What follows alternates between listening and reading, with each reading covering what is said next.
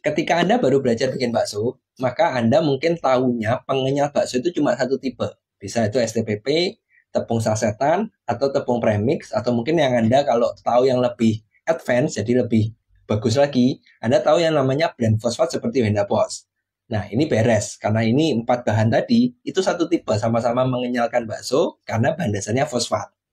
Yang jadi masalah, kalau Anda sudah mulai belajar lebih lanjut, Anda sudah mulai mencari informasi ini itu, dan Anda ketemu, ternyata bahan yang bisa mengenyalkan bakso itu bukan cuma yang berjenis fosfat tadi, tapi macamnya banyak sekali. Nah, kalau sudah seperti ini, biasanya Anda mulai bingung. Jadi sebaiknya saya pakai pengenyal yang mana nih? Apakah harus semuanya? Salah satu saja? Atau gimana? Kalau kita ngomong mana pengenyal yang paling bagus yang harus Anda gunakan, dan kenapa kok macamnya pengenyal itu banyak? Jawabannya yang paling sederhana, karena hal yang membuat sebuah bakso itu bisa kenyal, itu ternyata faktornya banyak sekali. Nah, contohnya gini lah, supaya Anda dapat gambaran dulu, saya kasih analogi yang sederhana. Misalkan Anda punya sebuah handphone. Handphone Anda sekarang tiba-tiba lemot sekali. Nah, kalau kita ngomong handphone lemot, penyebabnya kan banyak. Satu, bisa jadi handphone Anda mengalami malfunction, kerusakan, ya kan? Atau kedua, mungkin data di handphone Anda terlalu penuh, jadi lemot. Atau yang ketiga, mungkin kena virus. Dari 3 hal ini kan sama, ujung-ujungnya lemot, dan kita kalau mau HP-nya kenceng lagi, enak dipakai, responsif dan sebagainya, tentu kan harus menyelesaikan masalahnya. Nah, tinggal masalah yang dihadapi yang mana nih? Apakah kena virus, apakah datanya terlalu penuh, atau memang ada sesuatu kerusakan. Masing-masing ini kalau ternyata ketemu nih, misalnya kena virus, kita beresin virusnya, pakai antivirus, beres, HP-nya kenceng lagi. Atau mungkin yang kedua tadi, ternyata terlalu penuh datanya, kita hapusin, bisa jadi kenceng lagi. Nah, hal-hal seperti ini, goalnya kan satu, yaitu adalah HP-nya jadi kenceng. Tapi, yang membuat HP kita bisa kenceng seperti baru crash, itu kan ternyata banyak faktor, ada 3 kan. Nah, hal yang sama itu juga terjadi di bakso. Ketika kita bikin bakso, goal akhirnya itu adalah bagaimana membuat baksonya kenyal. Tapi yang orang-orang tidak sadar, untuk membuat hasil baksonya kenyal, ternyata jalannya itu macam-macam, tergantung dari persoalan yang dihadapi apa. Nah, banyak persoalan yang dihadapi. Misalnya yang paling simpel, kalau kita mau bakso supaya hasilnya kenyal, satu, kualitas dagingnya gimana? Apakah bagus? Apakah fresh? Apakah sudah beku? Apakah baru sembelih? Apakah umurnya si daging tadi masih pas? Atau mungkin sudah tua atau terlalu muda? Ini kan masalah. Ini cuma dari dagingnya. Terus alternatif kedua, mungkin terlalu banyak lemak. Jadi sama masih daging tadi, tapi komposisi antara dagingnya, protein, dan lemaknya ternyata jomplang, nggak seimbang. Sehingga hasil baksonya nggak kenyal. Atau yang ketiga, alternatifnya mungkin karena takaran esnya nggak pas, terlalu banyak. Hasilnya nggak bisa kenyal juga. Terus keempat, kemungkinan komposisi tepungnya itu nggak pas juga. Sehingga hasilnya nggak kenyal juga. Nah, sama seperti handphone tadi kan, goal akhirnya supaya handphonenya cepat, tapi permasalahannya ada 3. Kalau kita ngomong kenyal bakso tadi yang saya sebutkan, ada 4. Sehingga, kalau kita mau hasil bakso kenyal, bagus, itu mana permasalahannya yang harus diselesaikan? Karena permasalahannya banyak, makanya bahan tambahan yang bisa digunakan juga macam-macam. Sehingga harapan saya hari ini yang pertama, Anda dapat gambaran dulu.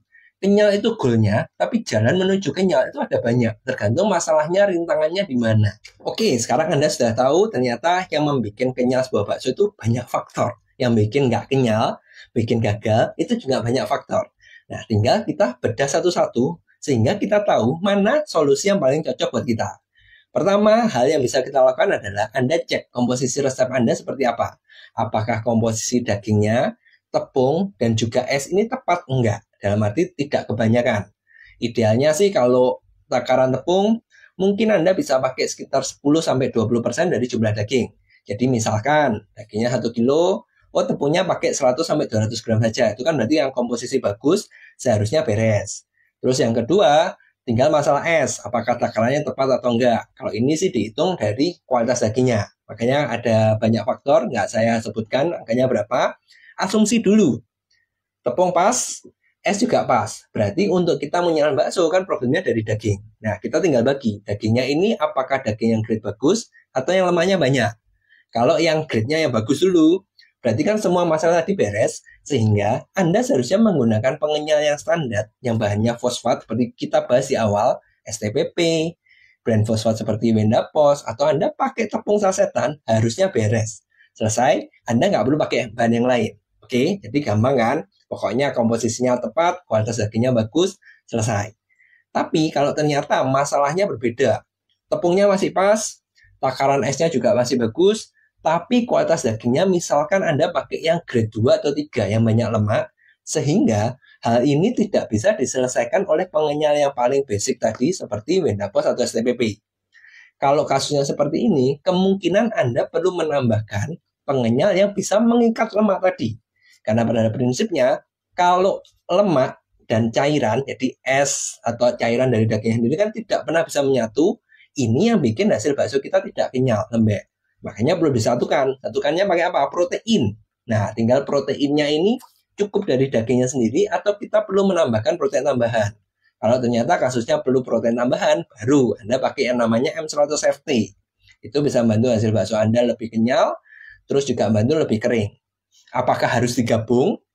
Kalau idealnya iya atau tidak? Idealnya digabungkan. Kenapa? Karena fungsinya tadi kan berbeda, permasalahan berbeda, sehingga Anda gabungkan bisa mendapatkan yang terbaik. Tapi kalau enggak gimana?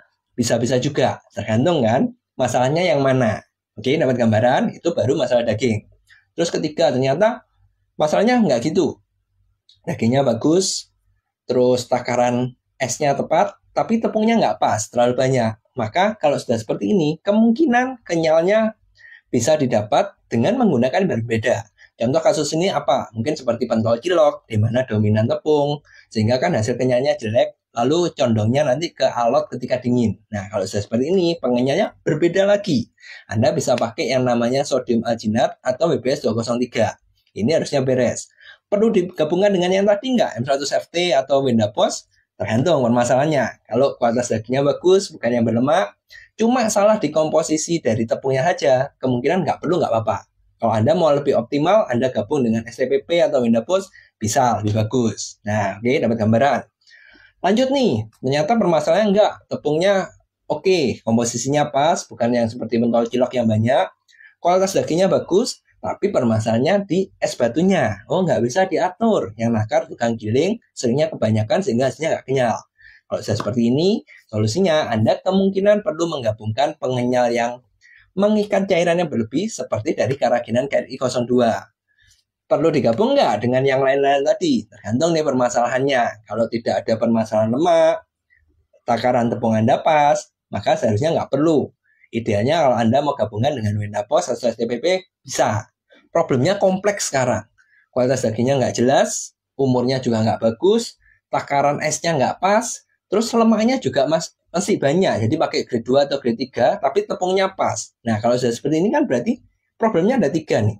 Maka kemungkinan solusi yang bisa kita pakai adalah menggabungkan 3 bahan tadi. Itu apa? Wendapos, karena esnya kebanyakan keraginan, terus karena pakai lemaknya banyak, perlu M100FT.